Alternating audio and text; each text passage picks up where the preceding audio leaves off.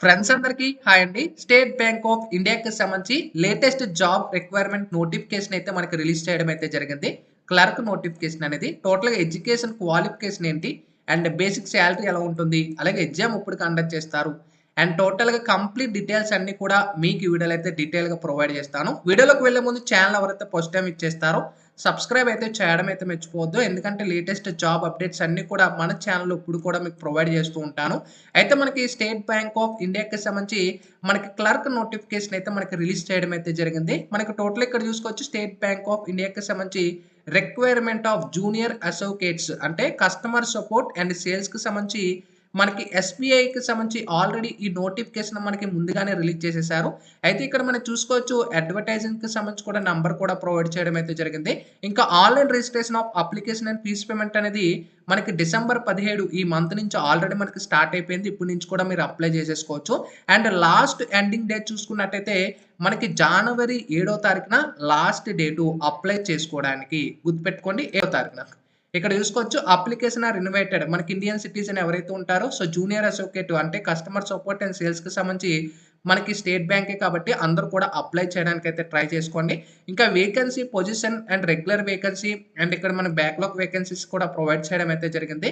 ఇక్కడ మనకి మన ఛానెల్ ఎక్కువ తెలుగు వాళ్ళు ఉంటారు కాబట్టి హైదరాబాద్ గాని లేదా అమరావతి ఆంధ్రప్రదేశ్‌కి సంబంధించి గాని చూసుకున్నట్టయితే ఇక్కడ లోకల్ లాంగ్వేజ్ మీకు రావాల్సి ఉంటుంది. తెలుగు గాని, ఉర్దూ అలాగే హైదరాబాద్‌లో కూడా తెలుగు గాని, ఉర్దూ అనమాట.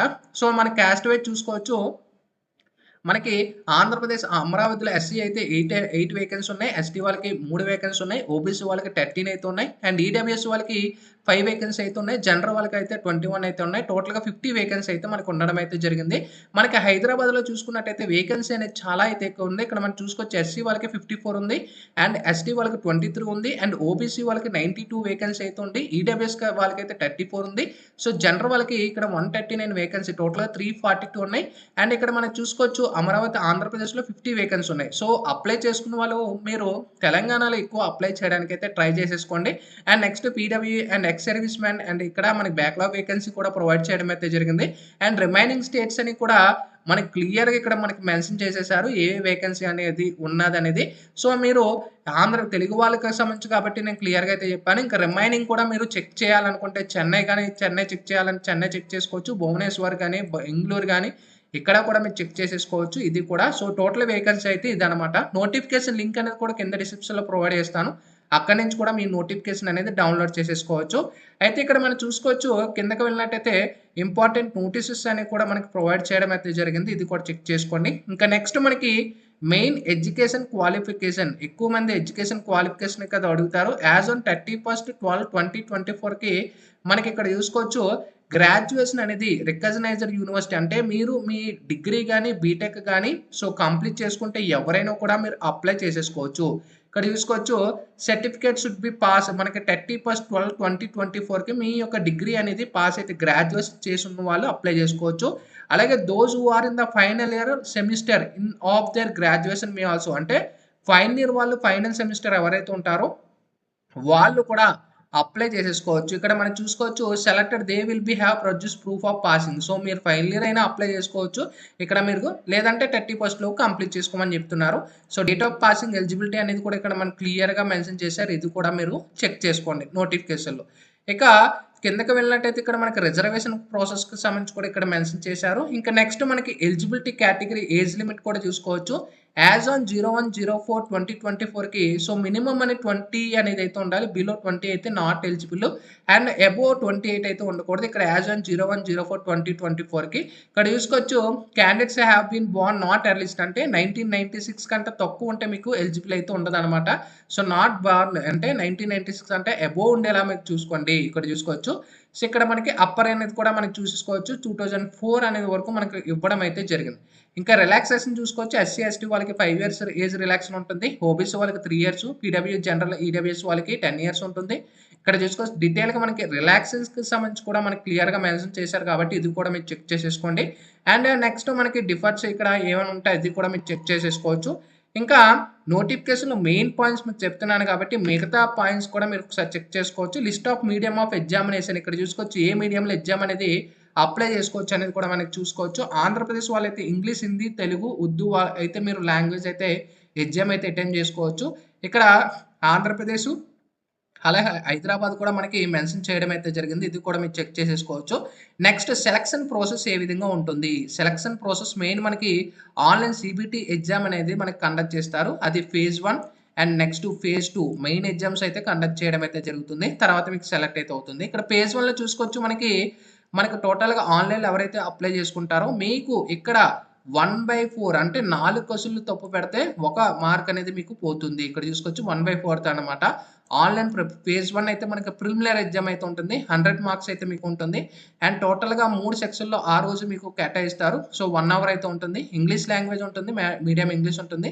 30 క్వెషన్‌లకి 30 మార్కులు. Duration 20 minutes. అలాగే మనకి న్యూమరికల్ ఎబిలిటీ 35కి 35 20 మినిట్స్ ఇవ్వడం అయితే జరిగింది. రీజనబుల్ అండ్ ఎబిలిటీ అయితే 35 ఇచ్చేసి 35 మార్క్స్ 20 మినిట్స్. టోటల్‌గా మనకి 1 అవర్ అయితే మనకి కేటాయించడం అయితే జరిగింది. 1/4 అయితే మనకి ఇక్కడ నెగెటివ్ రాంగ్ ఆన్సర్స్‌కి ఇక్కడ మనకి నెగెటివ్ అనేది కూడా ప్రొవైడ్ చేసేసారు. సో, చెక్ చేసుకోవచ్చు. సో, ఫేజ్ 1 ఎవరైతే క్వాలిఫై ఉంటారో ఫేజ్ 2కి సంబంధించి కూడా మెయిన్ ఎగ్జామ్స్ అనేవి కూడా మనకి కండక్ట్ చేస్తున్నారు. ఇక్కడ మెయిన్ ఎగ్జామ్స్‌లో చూసుకోవచ్చు general financial awareness, general English, ఇక్కడ క్వాంటిటివ్ అపార్ట్యూడ్, రీజనింగ్ ఎబిలిటీ అనేది కండక్ట్ చేస్తున్నారు. ఇంగ్లీష్‌లోనే మనకి ఈచ్ క్వెషన్‌కి ఒక మార్క్ ఉంటుంది. డ్యూరేషన్ అనేది కూడా మెయిన్ ఎగ్జామ్స్‌లో 2 అవర్స్ 40 మినిట్స్ అయితే మనకి ఇవ్వడం అయితే జరిగింది. ఓకేనా. ఇక్కడ మనం చూసుకోవచ్చు 50 మార్క్స్‌కి, 40 మార్క్స్‌కి, 50 మార్క్స్‌కి, 60 మార్క్స్‌కి టోటల్‌గా మనకి నంబర్ ఆఫ్ క్వెషన్స్ 190 ఉంటే మార్క్స్ 200కి అయితే మనకి కేటాయించడం అయితే జరిగింది. ఓకేనా. ఇక్కడ క్లిక్ చేసుకోవచ్చు. రీజనింగ్ ఎబిలిటీకి అయితే ఇక్కడ మనకి 50 క్వెషన్స్ ఉంటే 60 మార్క్స్ అయితే కేటాయిస్తున్నారు. ఓకేనా. చెక్ చేసుకోవచ్చు ఇది కూడా. నెక్స్ట్ ఇంకా ఫైనల్ సెలక్షన్స్‌కి సంబంధించి కూడా చూసుకోవచ్చు. ఈ 2 ఫిల్ అయిపోయిన తర్వాత మీకు ఫైనల్‌గా వెరిఫికేషన్ అయితే ఉంటుంది. మీ సర్టిఫికేట్ వెరిఫికేషన్, లోకల్ లాంగ్వేజెస్‌కి సంబంధించి ఇవన్నీ కూడా. సో, ఈ 2 మెయిన్ ఎగ్జామ్స్ కంప్లీట్ చేసుకున్న వాళ్ళకి సంబంధించి ఇక ప్రిలిమినరీ ఎగ్జామ్ ఇక్కడ మనకి టెలివ్-2 షెడ్యూల్ కూడా మనకు ప్రొవైడ్ చేసేసారు. టెలివ్-2 షెడ్యూల్ అనేది ఫిబ్రవరిలో మీకు ఫస్ట్ మెయిన్ ఇక్కడ మనకి ప్రిలిమినరీ ఎగ్జామ్ అనేది కండక్ట్ చేస్తామనేది కూడా ప్రొవైడ్ చేయడం అయితే జరిగింది. కాల్ లెటర్స్ ఫర్ ఎగ్జామినేషన్ చూసుకోవచ్చు. ఎవరైతే ఫీజ్ పేమెంట్ చేసి ఉంటారో మీకు కాల్ లెటర్స్ అనేది మీరు డైరెక్ట్‌గా డౌన్‌లోడ్ చేసేసుకోవచ్చు. ఎగ్జామ్‌కి 10 days before the exam date. Main ఎగ్జామ్స్‌కి some qualified main exams would be download the call letters ఇక్కడ ప్రొవైడ్ చేశారు. At the time of main exams ఇవన్నీ కూడా ఒకసారి చెక్ చేసేసుకోవచ్చు. ఇక్కడ నెక్స్ట్ ఇక్కడ మీరు ఎగ్జామినేషన్ సెంటర్ అనేది చేంజ్ చేయలేరు. ఓకేనా. గుర్తుపెట్టుకోండి. ఓకేనా. నెక్స్ట్ ఇంకా ఐడెంటిటీ ప్రూఫ్‌కి సంబంధించి ఇవన్నీ కూడా మీరు క్యారీ చేయాల్సి ఉంటుంది. At the time of education biometric verification ఉంటుంది. అండ్ పే స్కేల్ మెయిన్ మనకి ఎంత పే స్కేల్ అంటే మనకి ఎంత సాలరీ అనేది ఉంటుంది. మెయిన్ ఇదే డౌట్ ఉంటుంది కాబట్టి మనకి ఇక్కడ చూసుకోవచ్చు మెయిన్ పాయింట్‌లో the starting basic pay scale is 26,730 అంటే 26,730 మన బేసిక్ అయితే మనకి ఇక్కడ ప్రొవైడ్ చేయడం అయితే జరుగుతుంది. ఇక్కడ చూసుకోవచ్చు మనకి బేసిక్కే ఇవ్వడం అయితే జరిగింది. ఆ తర్వాత మనకి 24 అవ్వచ్చు, మనకి 54,000 అవ్వచ్చు, 61 అవ్వచ్చు. సో, మన బేసిక్ ఇక్కడ మనకి ప్రొవైడ్ చేయడం అయితే జరిగింది కాబట్టి ఇక్కడ అందరూ కూడా అప్లై చేసుకోవడానికి ట్రై చేయండి. ఇక నెక్స్ట్ ప్రీ ఎగ్జామ్ ట్రైనింగ్స్ సంబంధించి ఇక్కడ చూసుకోవచ్చు. ఇక్కడ మనకు కొన్ని ఇంపార్టెన్స్ కూడా ప్రొవైడ్ చేశారు. ఇక్కడ చెక్ చేసుకో. ఇక నెక్స్ట్ మెయిన్ మనకి ఇక్కడ చూసుకున్నట్టయితే అప్లికేషన్ ఫీ మనకి ఎంత ఛార్జ్ చేస్తున్నారు ఫీజ్ అనేది చూసుకున్నట్టయితే SC, ST, PWT, ex service men ఎవరైతే ఉంటారో వీళ్ళకి ఎలాంటి ఫీజ్ అనేది ఉండదు. ఓకేనా. 0 ఫీ. ఓకేనా. గుర్తుపెట్టుకోండి. సో, హ్యాపీగా మీరు అప్లై చేసేసుకోవచ్చు. జనరల్ ఓబీసీ, ఈడబ్ల్యూఎస్ ఎవరైతే ఉంటారో మనకి ఇక్కడ 650 అనేది ఫీజ్ అనేది ఫిక్స్ చేసేసారు. ఇక్కడ చూసుకోవచ్చు 650 అనేది పే చేయాల్సి ఉంటుంది. సో, ఎగ్జామినేషన్ ఎవరైతే వన్స్ ఫీజ్ పేమెంట్ చేస్తారో ఎలాంటిది రీఫండ్ అయితే ఉండదు అనేది క్లియర్‌గా చూపించడం అయితే జరిగింది. ఓకేనా. ఇక్కడ చూసుకోవచ్చు. ఇంకా నెక్స్ట్ ఏ విధంగా అప్లై చేసుకోవచ్చు అంటే డైరెక్ట్ ఇక్కడ మనకు ప్రొవైడ్ చేసిన వెబ్‌సైట్ ఏదైతే లింక్ ఉంటుందో సో, అక్కడి నుంచి డైరెక్ట్‌గా మీరు అప్లై చేసేసుకోవచ్చు. ఓకేనా. సో, రిజిస్ట్రేషన్ చేసేసుకొని కంప్లీట్ చేసుకోవచ్చు. ఒకవేళ మీకు ఇన్ కేస్ రిజిస్ట్రేషన్ ఎలా చేసుకోవాలి, ప్రాసెస్ ఎలా ఉంటుంది తెలియకపోతే సో, ఆ వీడియో మీరు ఎక్స్‌ప్లెయిన్ చేయండి అని కూడా ఆ వీడియో అయితే మీకు ప్రాసెస్ అయితే చేసి అప్లై చేస్తాను. సో, మీకు ఇంట్రెస్ట్ ఉంటే ఇక్కడ మీరు అప్లై చేయండి.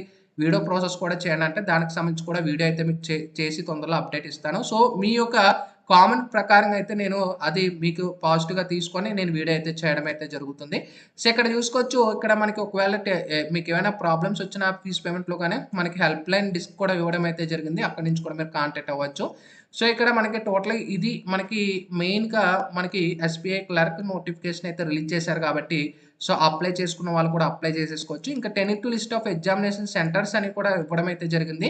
ఆంధ్రప్రదేశ్ వాళ్ళైతే ఇక్కడ చూసుకోవచ్చు అనంతపూర్, గుంటూరు, విజయవాడ, కడప, కాకినాడ, కర్నూలు, నెల్లూరు, రాజమండ్రి, శ్రీకాకుళం, తిరుపతి, విశాఖపట్నం, విజయనగరం అయితే ఇవ్వడం అయితే జరిగింది. సో, మీ బేసిక్ మీరు ఎక్కడ ఏది అప్లై చేయాలనుకుంటున్నారో అది అప్లై చేసేసుకోవచ్చు. రిమైనింగ్ సెంటర్స్ అన్ని కూడా మనం ప్రొవైడ్ చేయడం అయితే జరిగింది. అక్కడి నుంచి కూడా మీరు చెక్ చేసేసుకోవచ్చు. ఓకేనా? ఇది కూడా మీరు గుర్తుపెట్టుకోండి. సో, మీ దగ్గరలో ఉన్న సెంటర్స్ అయితే మీకు మాక్సిమం పెట్టుకోవడానికి ట్రై చేయండి. ఓకేనా? ఇంకా డీటెయిల్‌గా ఇది మనకి క్లర్క్‌కి సంబంధించిన నోటిఫికేషన్ అనేది. వీడియో నచ్చితే గాని కంపల్సరీ సబ్స్క్రైబ్ చేసుకోండి. అండ్ మీ ఫ్రెండ్స్ అనేది కూడా వాళ్ళకి షేర్ చేయండి. ఎందుకంటే వాళ్ళకి కూడా వెరీ వెరీ యూజ్‌ఫుల్ అయితే ఉంటుంది కాబట్టి. ఇది latest information. Sign up bye friends. Thank you.